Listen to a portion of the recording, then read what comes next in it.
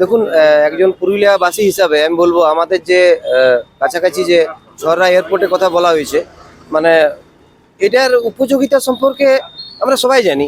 যেমন ধরুন, পর্যটন শিল্প বলুন, চিকিৎসা ক্ষেত্রে আমরা যে দক্ষিণ ভারতে যাচ্ছি, আমাদের ট্রেনের যে সুযোগ সুবিধা, সেই সুযোগ সুবিধা অনেক সময় মানে ওভার ক্রাউডেড হওয়ার জন্য মানে এই চিকিৎসাটুকুর ব্যবস্থা আমরা হয়তো করতে পারছি না সহজে। এটার ক্ষেত্রে খুব কাজে লাগবে যদি আমরা ছড়রা এয়ারপোর্টে আমরা মানে পাই আর কি, হাতের কাছে।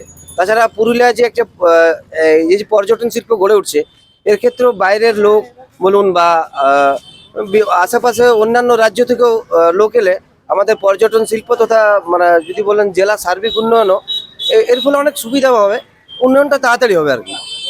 আর এই রাজ্য বাজেটে আমি দেখতে চাই যে এই যে ছড়রা এয়ারপোর্টের এই যে বারবার ভিজিট হওয়া, এটা অনেক দিন থেকে তো শুনে আসছি যে এয়ারপোর্টটা হবে, কিন্তু মানে অ্যাকচুয়ালি দুঃখ এটাই যে এখনো পর্যন্ত সেইভাবে দেখতে পাচ্ছি না যে ওটা সেইভাবে এগোচ্ছে বলে।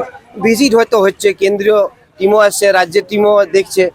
তো এটা মানে বাস্তবায়ন করার জন্য আমার একটা দাবি থাকলো।